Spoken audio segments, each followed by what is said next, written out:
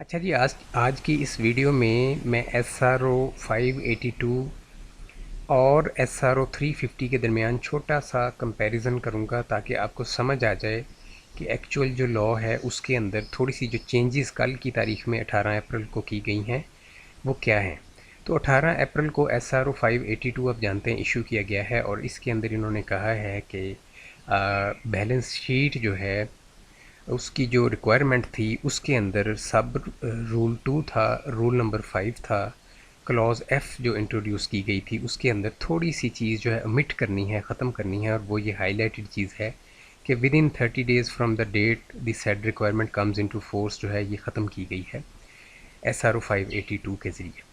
तो अब हम इसको एक्चुअल जो SRO था उसके अंदर ख़त्म करके देखते हैं कि जो लॉ है उसका बाकी क्या बचता है। तो ये आप देख सकते हैं SRO 350 है, रूल 5 सब रूल 2 और इसके अंदर क्लॉज एफ़ इंट्रोड्यूस की गई थी। क्लॉज एफ़ जो है ये थोड़ा सा नीचे ये वाली है, ठीक है।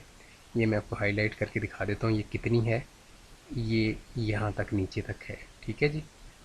तो क्लॉज एफ़ जो है यहाँ तक, ठीक है जी, ये सारी क्लॉज एफ़ है।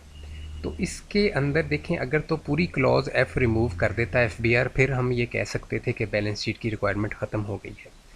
अब क्लॉज एफ़ मौजूद है, इसके अंदर जो चीज़ ख़त्म की गई है वो ये ब्लैक हाईलाइटेड है, ठीक है।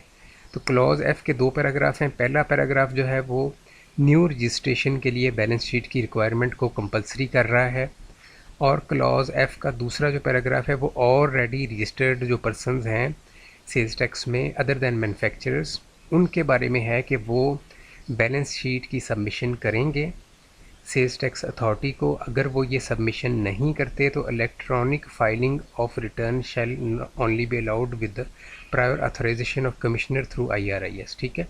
तो आपको IRIS के थ्रू कमिश्नर से अथोराइजेशन लेना होगी क्योंकि आपका रिटर्न जो है सेल्स टैक्स का वो सस्पेंड हो जाएगा, ठीक है। तो इसमें ये बिल्कुल कंफ्यूज ना हो, कोई ऐसी गलतफहमी वाली बात नहीं है। बैलेंस शीट आपने लाजमी तौर पे जमा करवानी है, चाहे आज कर दें कल कर दें, चूँकि 22 तारीख जो है सेल्स टैक्स रिटर्न की एक्सटेंडेड लास्ट डेट है। तो 22 तारीख तक आप इस बैलेंस शीट को सबमिट कर दें तो मैं समझता हूँ आपके लिए बेहतर है, ठीक है।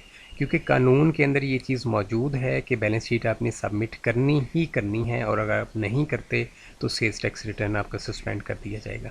तो जो चीज़ आपने परसों करनी है या उससे नेक्स्ट डे करनी है, क्यों ना उसको आज कर लिया जाए, उसको इमीडिएटली आप फाइल करें ताकि आप किसी भी परेशानी से बच सकें। चूँकि मुझे ऐसा लग रहा है कि ये नेक्स्ट रिटर्न में फिर बैलेंस शीट जो है ये प्रॉब्लम करेगी और जो लोग जो है अपना नेक्स्ट सेल्स टैक्स रिटर्न जब फाइल करने लगेंगे और बैलेंस शीट फाइल नहीं की होगी तो उनके रिटर्न्स फाइल नहीं हो पाएंगे अगेन, ठीक है। तो चूंकि ये लॉ के अंदर एक चीज़ मौजूद है तो मैंने आपको इसकी चीज़ की क्लैरिटी दे दी है, ठीक है जी, कि आप बैलेंस शीट को एज़ सून एज़ पॉसिबल लाजमी तौर पे सबमिट करें, ठीक है जी। आज 19 अप्रैल 2024 है जब मैंने ये वीडियो रिकॉर्ड की है।